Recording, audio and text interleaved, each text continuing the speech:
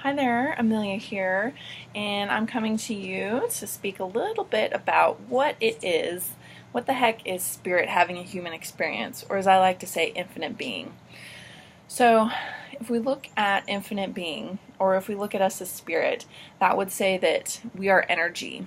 And energy, according to science, says that energy can neither be created nor destroyed, which speaks to our ability to return to the planet or return to life year after year after year, or incarnation after incarnation after incarnation.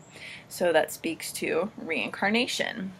And as infinite beings, it would make sense that we have been it all and done it all in any lifetime, probably in multiple dimensions on multiple planets, because it's infinite, which means it encompasses all. It never ends. It's that infinity loop, that figure eight, which is just over and over and over again, back and forth. You never get off the ride. Well, as spirit in human form or infinite beings, we can choose what we'd like to experience, and that's what this earth walk is. Or check in with yourself. If this feels light and true to you, then go with it. So we can look at coming back to the planet over and over again to re-experience. Or we've heard before that maybe life is a school, or the earth is a school. Well, if living and being incarnated is part of a school, what do you really have to learn as an infinite being? You've already been it all and done it all, because time is irrelevant, so you're still being it all and you're still doing it all on different levels of existence. So it's a little bit difficult for the mind to comprehend. But if we can simplify it to say that you as an infinite being, or you as spirit in human form, it would mean that you are energy, space, and consciousness. So consciousness is that thing that permeates all. It permeates everything, every cell, every piece of matter, every molecule in the universe has consciousness. And quantum physics is actually showing us that these particles have some level of consciousness where they organize themselves. They're taken out of one form that they are in and put into another new area, that they wouldn't have any quote-unquote experience with, and they're reorganizing themselves, which means they have a consciousness and they're communicating with the other molecules in their surroundings.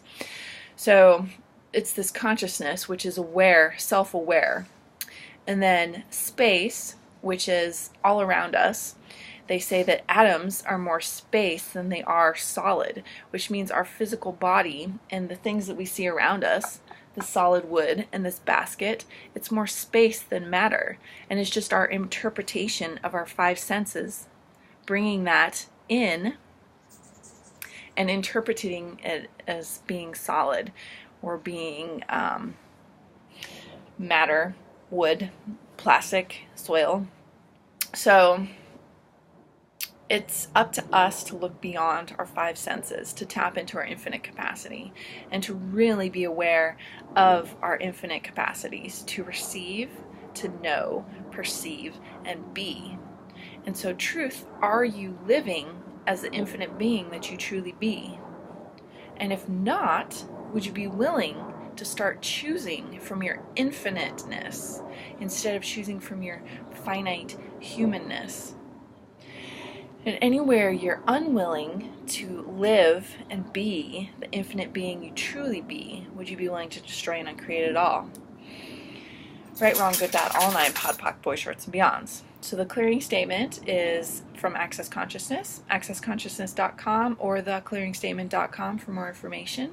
And it is part of the tools that I use to expand my consciousness and my awareness.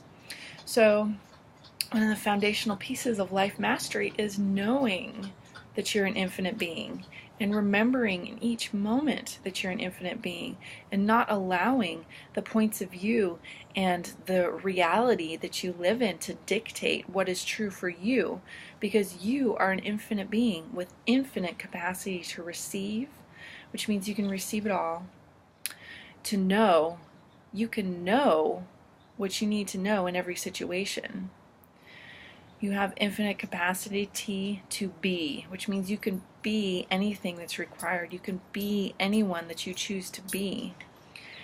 Infinite capacity to receive, no, perceive. So you can perceive infinitely, which means, you probably already perceive infinitely and are just not aware of it. How much of the sadness or the depression or the unhappiness or the anxiety or the fear that you feel or perceive is actually yours?